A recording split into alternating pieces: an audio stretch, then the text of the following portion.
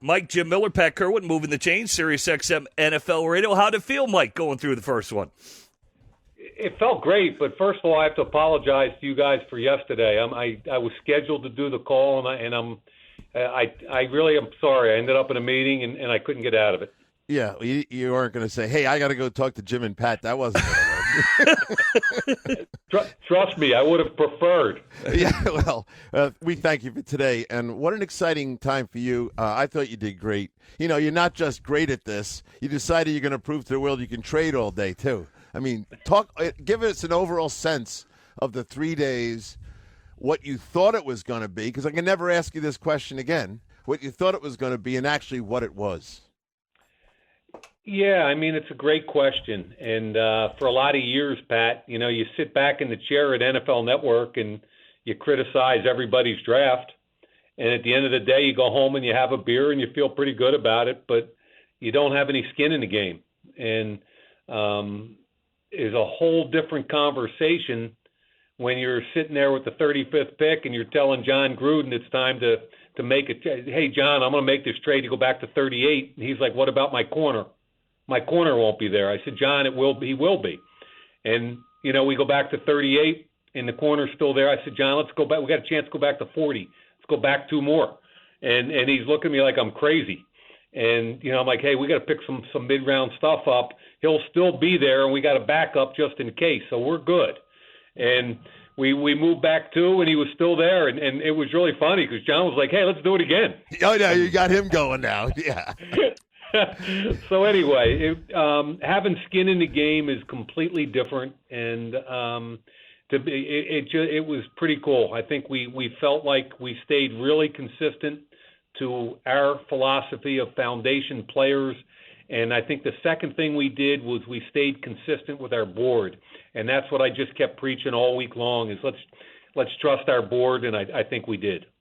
Well, Mike, from your standpoint, I know you've talked about this before about doing deals, what you did previously before the NFL. Did you find it comparable in terms of like just the – you know, what the allocation costs were going to be to make these trades? How easily was it done? Because you've been active the whole offseason, whether it's in free agency and getting deals done or whether it's in the draft and closing trades.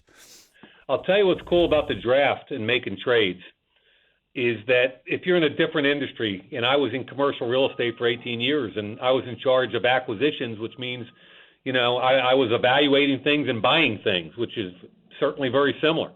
But a commercial real estate deal could take 6 months to a year, and you're back and forth with the attorneys, and you're arguing and negotiating.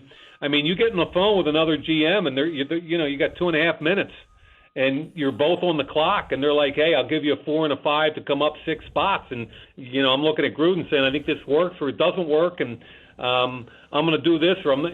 So the cool thing about the setup during the draft is, you know, there's an immediate time frame, and you got to make a decision, and then it's done. And I found that exhilarating. I had to say this, and then we'll get into the picks. You're not sure of who John is going to be, and John's not sure of who you're going to be. You think you're ready because you're a team, and I've talked to John about you and you about John. But in the moment of the draft, that's when it's just like halftime of a game. When you're losing and you got to figure out what are we going to do. Now you get to really understand who each other is in the true poker game. So I have a feeling it went great between the two of you. You know, John's awesome, and I'm the son of a coach, so I've been around coaches my entire life. And Pat, you know this. You know, coaches, as a rule, when they have a need on offense or defense, they want to fill it immediately with the best player available. You know. And John's the same way, you know, hey, we need a running back. We need a guard. We need a safety. We need, you know, and I get that. But John's also smart enough to understand there's a big picture.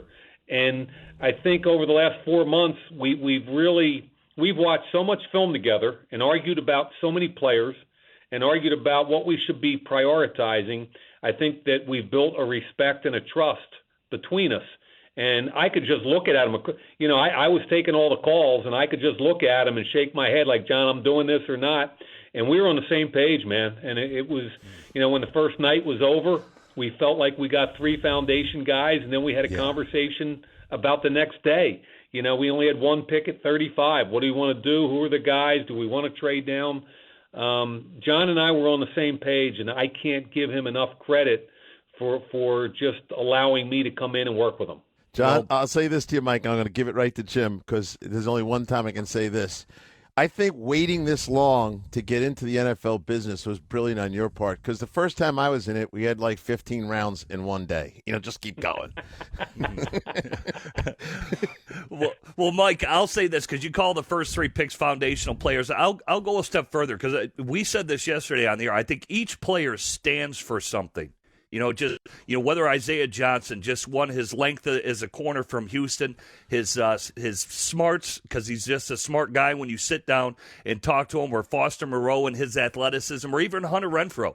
For him to be a walk-on at Clemson and what that young man accomplished, it just seems like every player has a line of demarcation of what they stand for and what they're about. Yeah, and I'm not immune to criticism. I understand people thought that, we quote, reached for Ferrell with our number 4 overall pick. And, the thing from our point, and Jim, you said it really well, A, they're foundation players, and B, we feel like there was a definition of what every guy could do for us.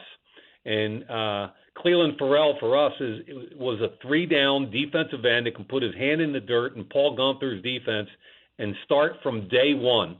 And whether we traded back, which we were very open to do because, we were hoping we could trade back and still get him, but that didn't materialize.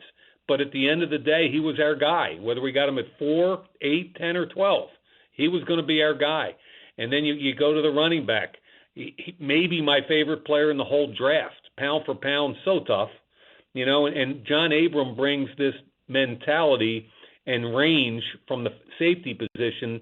I'm not sure I've seen a tougher guy at the safety position in the last 15 years. So what we're proud about is I think you're right, Jimmy, every one of those guys. We got 2 long corners. We got a tight end that can block. We got a running back that's a 3-down back. We feel confident that we got talented players that are also passionate about the game of football. So Jim and I are doing the draft with Rick Neuheisel and, of course, Gil, and we're having a great time. And it was the 5th round, and someone in the group said, I wonder what the Raiders are going to do. And then Gil, in his wisdom, goes, they'd probably go back to Clemson. They like Clemson. And you took 3 of them. Going over to Clemson was a good, fruitful trip for you.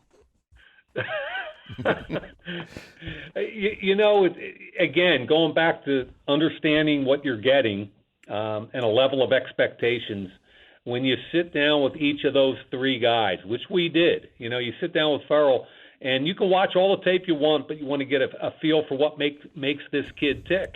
And we came away going, that's one of the greatest kids we've ever met at the Combine. Yeah. And then we sat down with Mullen, and we're like, wow, what a kid this – Trayvon Mullen really has his stuff together. And we were at the Senior Bowl playing against Renfrow, and every day at practice, the kid's just going about his business, quietly separating in routes and making catch after catch. And I think you define it further with Dabo and what they've done here. These guys are national champions. They turned a program around to the point where they take pride in physical toughness and finishing. And I'll tell you what, we feel like we know what we got with each one of those picks.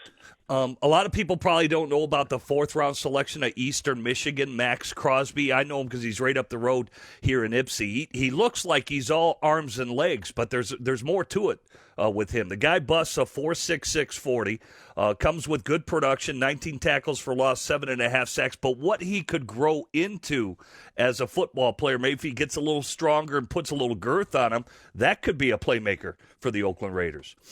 I'll tell you what was cool is John and I were kind of giving our owner an overview of our potential draft picks and our draft picks, and we showed him a little bit of Mad Max Crosby, and right away it was like, oh my God, that's Ted Hendricks, that's the Mad Stork.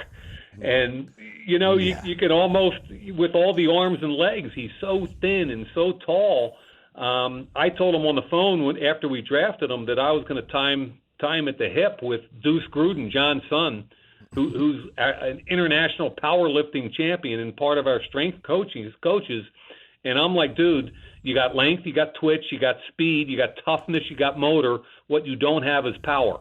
And if you go get power, you got a chance to be special. So, You're right, Jimmy. We kind of think he's got some upside. 93 guys from the Senior Bowl were drafted.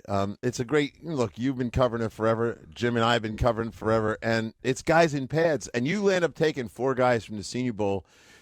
What did the Senior Bowl specifically give you as an insight to the guys you took? Because you took 4 of them. You know what? I got a text from Jim Nagy, who runs the Senior Bowl, after we took our 4th Senior Bowl player, Hunter Renfro. And he texted me, he said, Mike, blah, blah, blah, love the draft. You took 4 Senior Bowl guys, but they're all from the South team. Evidently, I gave you the wrong roster. And they gave you that one day to talk to them. There it is. Yeah, and you know what, Pat? What makes it even better is you're right. We did the flip on Friday and talked to the guys, but even more so is when we're not practicing. Where we are. We're watching them practice. We're watching their film. We're talking to their kids. When you're embedded in Mobile with both teams, you get to take so many variables away from the equation. Can the kid learn? Is he quick-witted? How does he process information? Can he take an install the night before and walk it out in the practice field and get it done? And we have the answers. The rest of the league doesn't. I thought it was a huge advantage for us, and obviously, we end up with 7 of those guys on our roster right now. Well, John told us they have to earn a Raider sticker to be on our roster. Well, Mike, we appreciate your time. Congratulations to you. Thanks, the Mike. Oakland Raiders fans are ecstatic, so we appreciate your time and joining us today. As always, you guys do a great job. Thanks for having me.